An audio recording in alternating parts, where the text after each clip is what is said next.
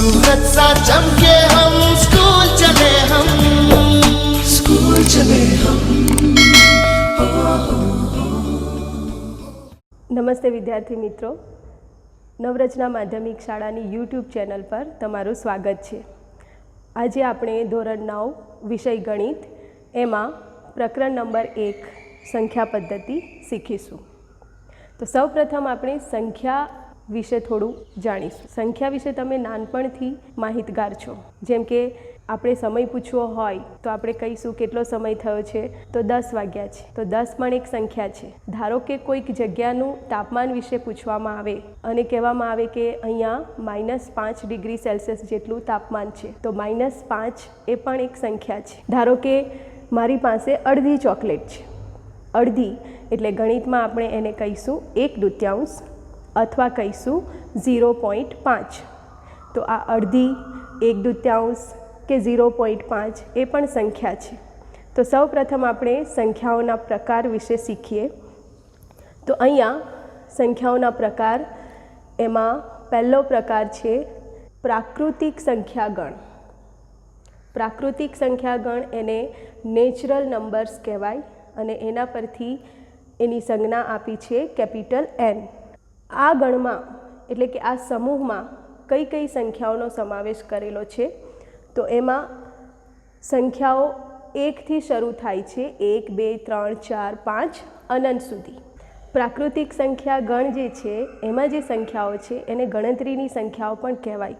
ધારો કે આપણે કોઈક વસ્તુઓને ગણવી હોય તો આપણે 1થી શરૂઆત કરીશું, કેટલા ઝાડ છે, કેટલા વિદ્યાર્થીઓ છે, એ રીતે આપણે ગણતરીની સંખ્યાઓ વાપરીએ છીએ। એટલા માટે આપણે એને પ્રાકૃતિક સંખ્યાઓ પણ કહીએ છીએ। અહીંયા એટલું ધ્યાન રાખજો કે આ પ્રાકૃતિક સંખ્યાઓ જે છે એ 1થી શરૂ થાય છે અને આગળ અનંત સુધી વધે છે, બરાબર। બીજો પ્રકાર છે પૂર્ણ સંખ્યાગણ, હોલ નંબર્સ। એના પરથી એની સંજ્ઞા છે W। હવે Wની અંદર આ જે ગણ છે, જે સમૂહ છે, એ સમૂહમાં ઉપરની પ્રાકૃતિક સંખ્યાઓ બધી જ આવેલી છે, બીજી વધારાની એક સંખ્યા એમાં ઉમેરાય છે, 0। તો એટલું યાદ રાખો, પૂર્ણ સંખ્યાગણ 0થી શરૂ થાય છે। હવે અહીંયા આપણે જે શીખી રહ્યા છે એના આધારે સ્વાધ્યાય 1.1ના પ્રશ્નો તમારે શીખવાના છે।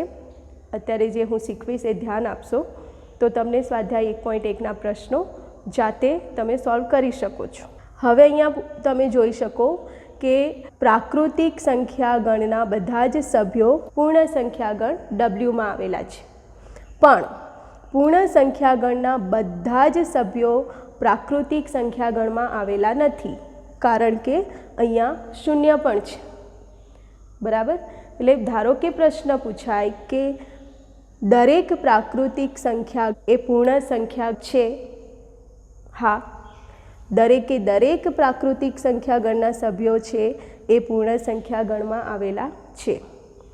પણ બીજો પ્રશ્ન પૂછાય કે દરેક પૂર્ણ સંખ્યા એ પ્રાકૃતિક સંખ્યા છે? તો નહીં, કારણ કે 0 એ પ્રાકૃતિક સંખ્યા નથી। બીજો એક પ્રકાર છે પૂર્ણાંક સંખ્યાગણ। હવે આ જે સંખ્યાઓ છે એને સંખ્યા રેખા પર દર્શાવતા તમે આગળના ધોરણમાં શીખી ગયા છો, છતાં પણ આપણે જોઈ લઈએ। અહીં મેં સંખ્યા રેખા બનાવેલી છે। આ એક રેખા છે, એમાં ઘણા બધા બિંદુઓ છે અને દરેક બિંદુ માટે કોઈક એક ચોક્કસ સંખ્યા હશે। અહીંયા મેં અમુક બિંદુઓ દર્શાવેલા છે અને એ બિંદુઓને સંગત સંખ્યા મેં બતાવેલી છે। તો સૌ પ્રથમ આપણે પ્રાકૃતિક સંખ્યાગણની જે સંખ્યાઓ છે એને સંખ્યા રેખા પર બતાવીએ તો 1, પછી એના આગળ વધતા મળશે 2 3 4 અને આ રેખા આગળ વધશે અને આપણને નવી સંખ્યાઓ પણ મળશે। ત્યાર પછી બીજો એક પ્રકાર આપણે શીખેલા પૂર્ણ સંખ્યાગણ, એમાં સંખ્યાઓ છે 0 1 2 3 4 અનંત સુધી। તો એ સંખ્યાઓને પણ આપણે સંખ્યા રેખા પર દર્શાવવી હોય તો 0 1ની ડાબી બાજુ આપણે લખીશું। તો 0 1 2 3 4 અનંત સુધી આગળ આપણને સંખ્યાઓ મળશે.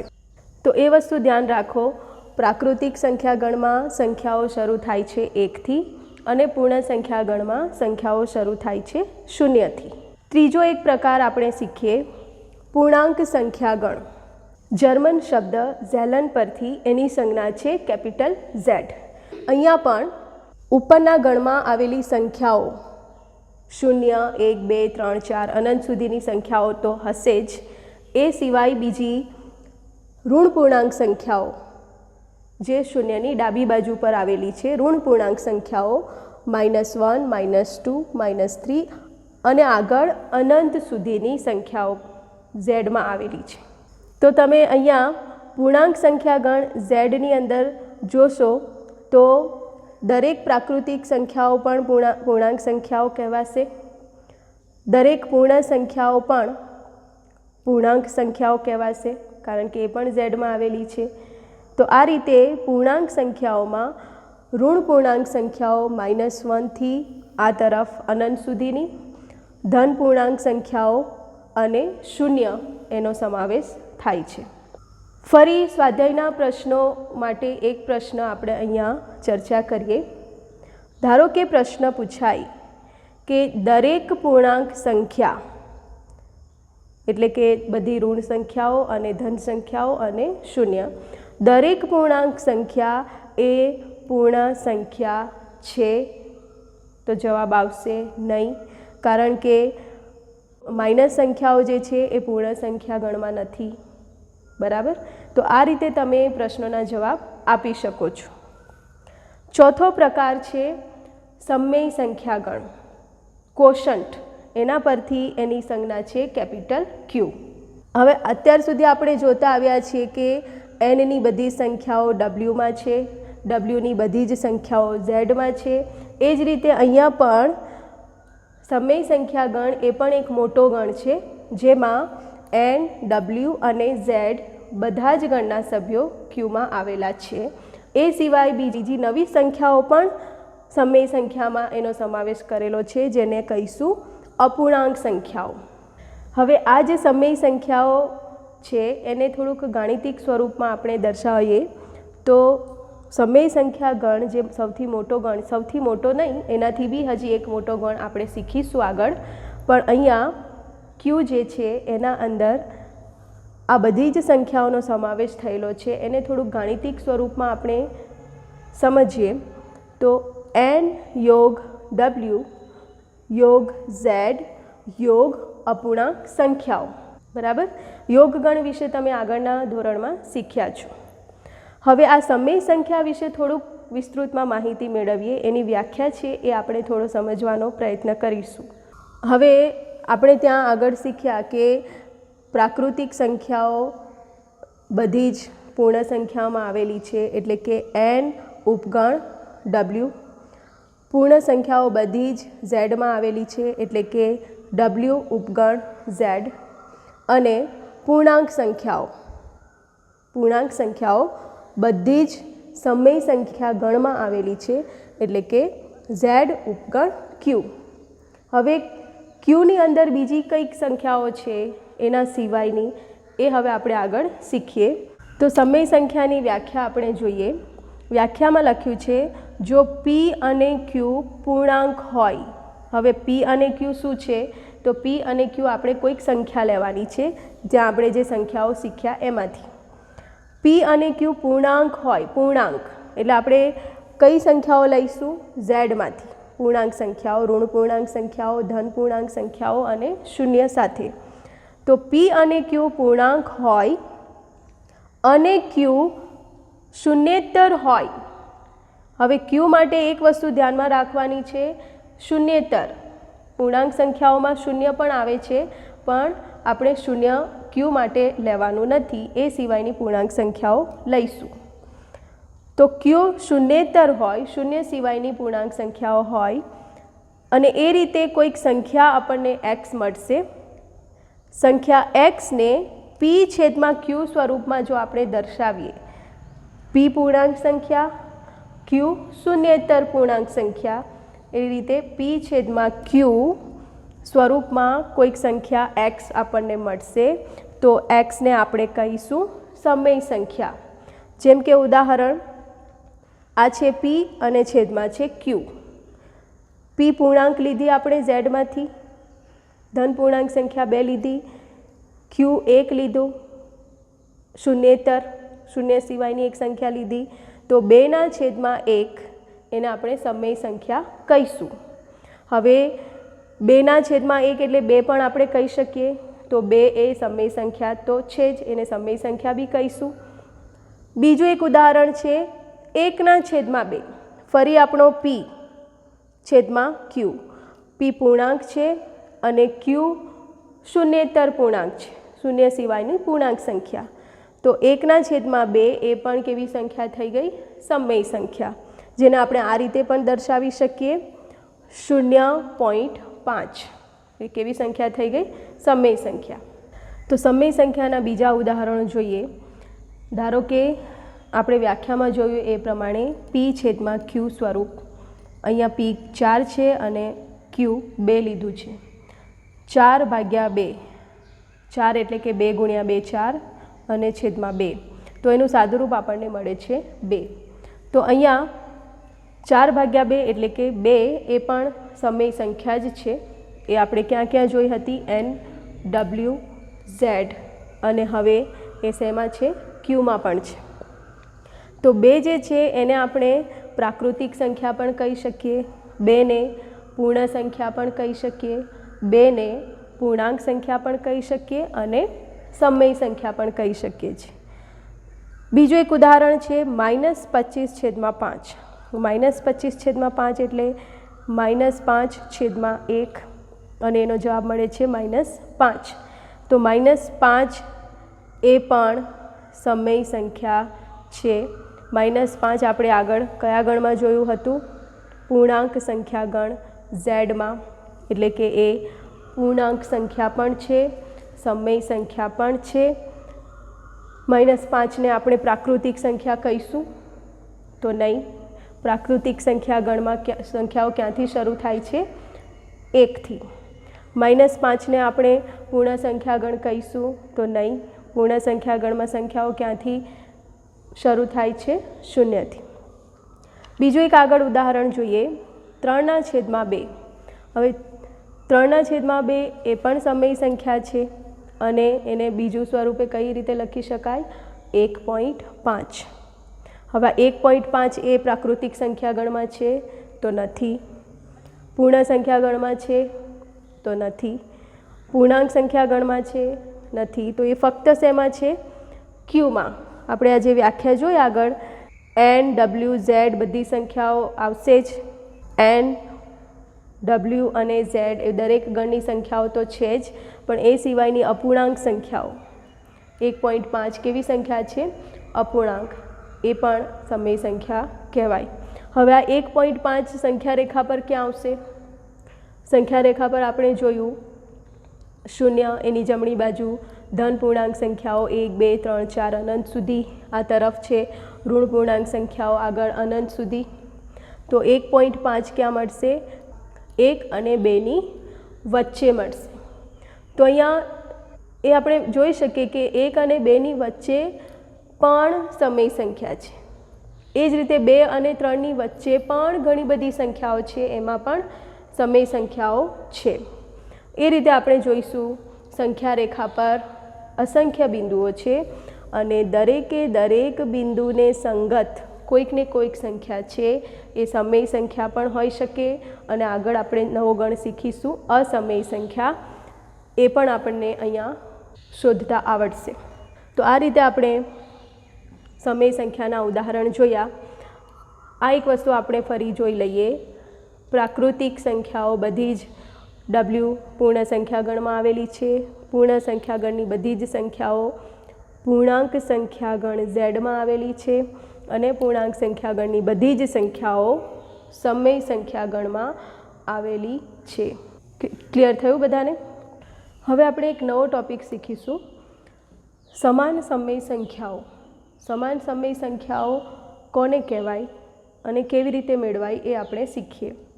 તો એનું સ્વરૂપ છે p/q, p/q સ્વરૂપ. એ પ્રમાણે મેં એક સમય સંખ્યા લીધી છે 1/2. હા, 1/2ને સમાન હોય એવી બીજી સમય સંખ્યાઓ કઈ છે એ આપણે જોઈએ. તો એના માટે આપણે એક કામ કરીએ. 1/2 જે છે એને કોઈક સરખી સંખ્યા વડે અંશ અને છેદમાં ગુણીશું. તો અહીંયા એક સંખ્યા લીધી મેં 2, 1ને 2 વડે ગુણીશું અને છેદમાં 2 છે એને પણ 2 વડે ગુણીશું. તો 1 ગુણ્યા 2 મળે છે 2, 2 ગુણ્યા 2 મળે છે 4. તો 2/4 એક નવી સંખ્યા મળી જે કોને સમાન કહેવાશે? 1/2ને સમાન કહેવાશે. તો આ બે સંખ્યાઓ કેવી થઈ ગઈ? સમાન સમય સંખ્યાઓ. બીજી કોઈક સમાન સમય સંખ્યા શોધીએ. ફરી બીજી કોઈક સંખ્યા વડે અંશ અને છેદમાં આપણે ગુણીએ. 5 લીધું છે, 5ને 2 વડે ગુણીશું અને ફરી 5ને 4 વડે ગુણીશું. તો 2 ગુણ્યા 5 મળે છે 10, 4 ગુણ્યા 5 મળે છે 20. તો એ રીતે અહીંયા 10/20, 10/20 એ કોને સમાન થઈ? 2/4ને સમાન સમય સંખ્યા થઈ. એ જ પ્રમાણે 10/20 એ કોને સમાન કહેવાશે? 1/2ને પણ સમાન કહેવાશે. તો એ રીતે આપણને 3 સમાન સમય સંખ્યાઓ મળી. 1/2 બરાબર 2/4 બરાબર 10/20. હવે અહીંયા આપણે આગળ ઉદાહરણમાં જોયું કે અંશ અને છેદમાં 5 અને 5 વડે ગુણ્યું હતું. ધારો કે હું અહીંયા સંખ્યા કોઈક બીજી લઈ લઉં છું, ધારો કે 4. તો અહીંયા હું 4 લખીશ. તો 4 ગુણ્યા 4 કેટલા થશે? 16. તો હવે મને એક નવી સમય સંખ્યા મળી છે 10/16. તો હવે આપણે કહી શકીએ કે આ બંને સમાન હશે? તો નહીં.